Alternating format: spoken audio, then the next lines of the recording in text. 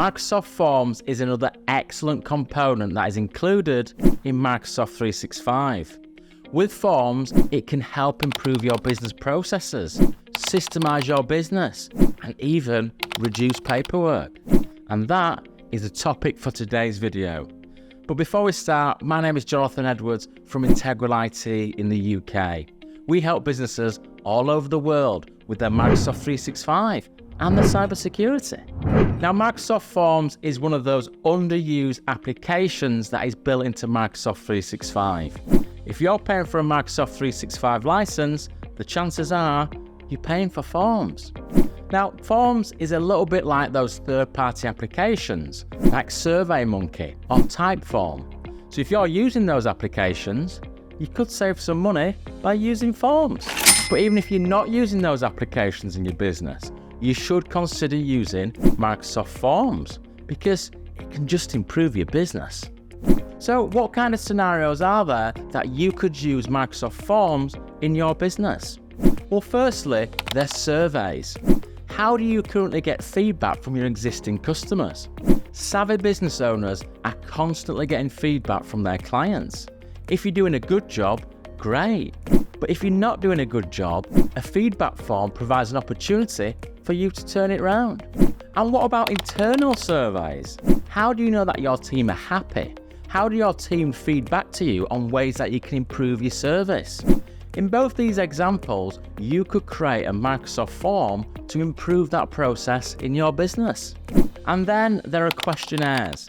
You can build Microsoft Forms to improve your business processes. For example, in our business, we have a Microsoft form to onboard new customers. We know all the questions we need to ask. We know all the information we need to gather. So we've built that into a Microsoft form, and it makes new customer onboarding really seamless. And there's lots more examples of questionnaires that you can use. Things like recruitment. When you're wanting to add to your team, you could have a form for your recruitment process. You could ask all the candidates certain questions. And you could also have a form for logging IT issues. How do you currently log IT issues in your business? Well, you could build a Microsoft form. So there's lots of examples how you can use Microsoft Forms in your business. What I'm going to do now though is jump onto that computer behind me and give you a full demo as how Microsoft Forms works. So the first thing is, how do you access Microsoft Forms? Well, the first part is you've got to log into the Microsoft 365 portal. You can see I'm logged in here, and I've got my apps down the left-hand side. Now, I can't see Microsoft Forms, so I just go to the top where it says App Launcher, and more applications will appear. You can see I've got Forms there, so I can click on there, and it will open Microsoft Forms. Or I can go to a web browser, and I can just type in forms.office.com. That will take me to the Microsoft Forms homepage, if you like. Now, the first thing I want to talk about are templates. So if I click on View All, you can see that Microsoft have built some form templates already. So you can use these straight away. Or you can just use this as a starting point because you can edit these to suit your own business. Let's just look at a couple as an example. So if I scroll down here, we've got one called an IT device request. So if I open that, this is the form that Microsoft have created. So you can see all the sections in here. If you're not happy with any of them, you can simply click into one and you can change them. More about that when we start creating our own forms. What you can also do though is you can click on Preview, and that will show you how the form looks on a computer. So if I click to start this form, how this looks on a computer, and how this looks on a mobile as well. So that's handy. You can see your finished form. So what I'll do, I'll click on back and I'll click on just close this window here. There's also some fun forms. There's a holiday party invitation as well you can use. You can pretty much do what you want with these templates. But what we want to do is we want to start and create our own form. So I'm just going to click on back here. And then I'm going to click on New Form. Now this will create us just a blank form. Now this form is going to be for my IT services business. and it's going to be a client onboarding form. So we can send this form to new clients to quickly get them onboarded with our service. So just before I do that, let's look at a few more options. We've talked about preview, but you can also style this form. If I click on here, Microsoft have got lots of different styles that you can use for your form. Or you can use solid colors, so you can create a blue one if you want.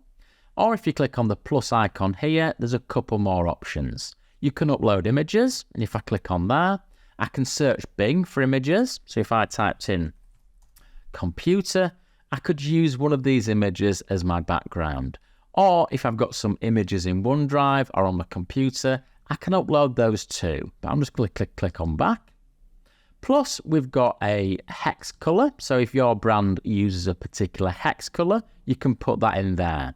So the form matches your brand colors. Okay, so just click on back there. And also you can have some background music. So you can switch that to on and you can choose some background music. So there's some music when people are filling out the form. That's a bit of a fun feature, okay? But I'm going to turn that off. Now I'm going to start building out our form. So this is going to be called the IT onboarding form. So there's my form name, but I'm also going to add a little bit of a description in here. And now I'm ready to start adding my questions. So you can see this banner here. These are the types of questions that you can ask. So you've got multiple choice, you've got a text, you've got a rating, you've got a date. And if you just click on this arrow here, we've got more options here. And I will be going through that in this video. The first question I want to know is, what is the person's name? What is their first name? So obviously that's going to be a text question. So I'll add the question here. So once I've added the question, I've got some more options. If I'm not happy, I can delete it, or I can copy this question to the next one, which makes things maybe a bit easier. If you click on this little icon here, you can add images to this question. You can insert videos into this question. So you could have a how-to video. You could ask a specific question and there's a how-to video on how to answer that question. So they're pretty useful as well. Plus, I've got these options here. So I want this to be a required answer. So what that means is this person has to answer this question before they can submit the form. So I definitely want to know what their first name is. There's some more options here that we're going to talk about later in this video. So the next question I want to know is, what is the person's surname? Okay, and the next one is also a text one, is what is your email address?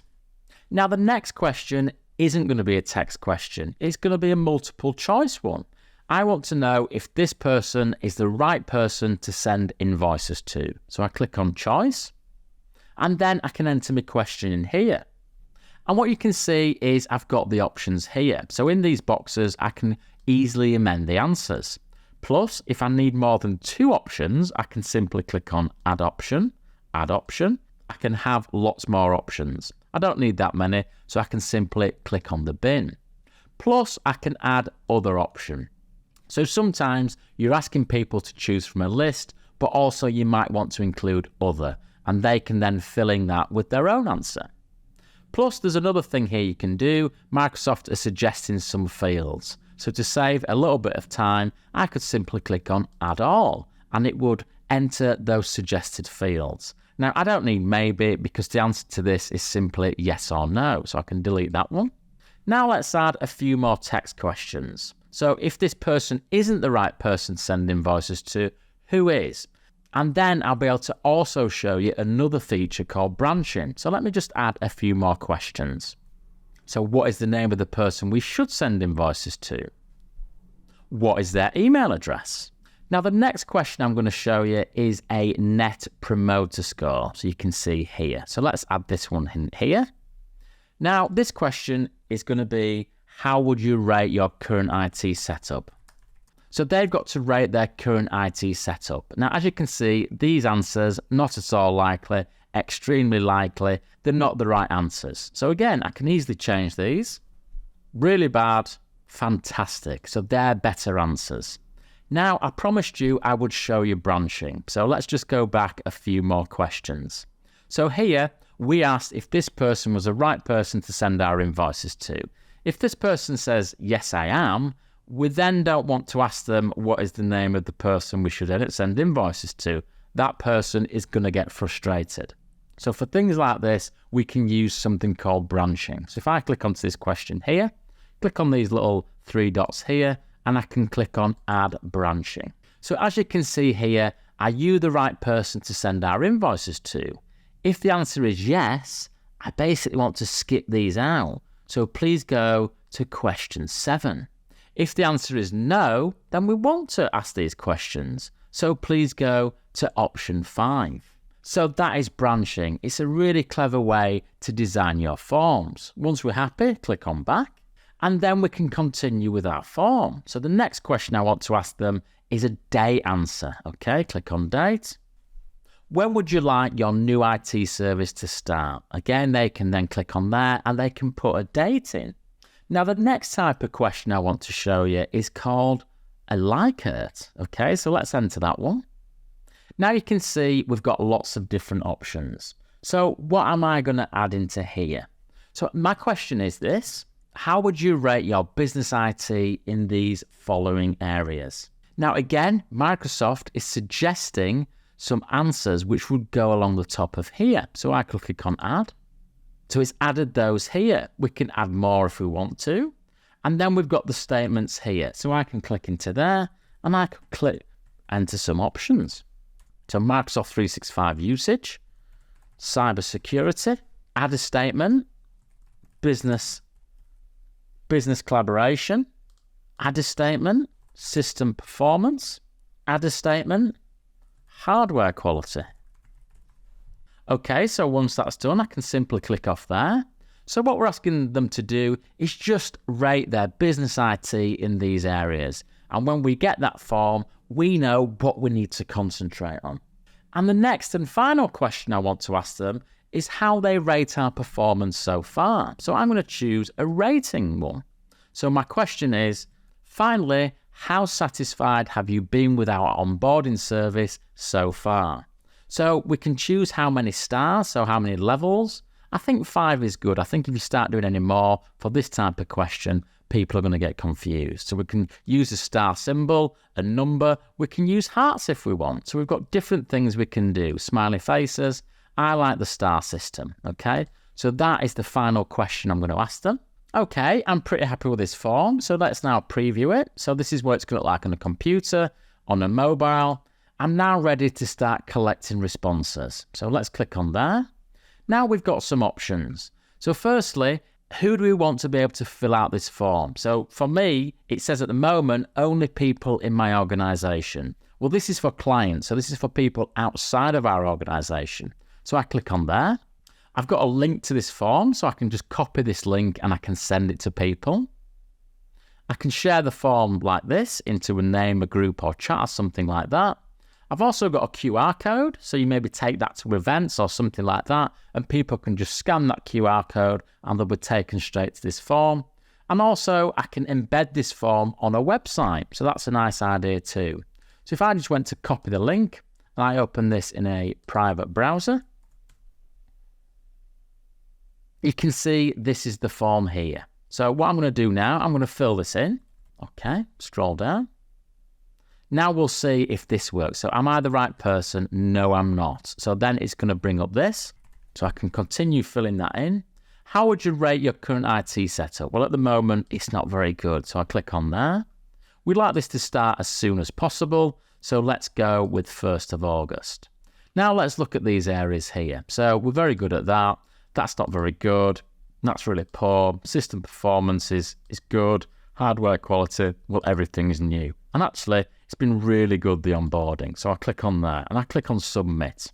Okay, it says, thanks, your response was submitted. So if I go back to my form, a couple of things to show you on there. If I just go to these 3 little dots, click on settings, what we can do here is we can customize the thank you message. Okay, so you can see your response was submitted. That's exactly what it says there, but we can customize that. That's just a bit of a side issue. You can see now I've got 1 response, so I can go into there, and I've got this little table here. So I can view the results of these forms. I can go back, and it gives me just a little bit of, data in terms of our form. So that is Microsoft Forms. I hope that's been a good intro. So I hope you've enjoyed this video. I'm sure it's got your creative juices flowing. I look forward to seeing you again soon.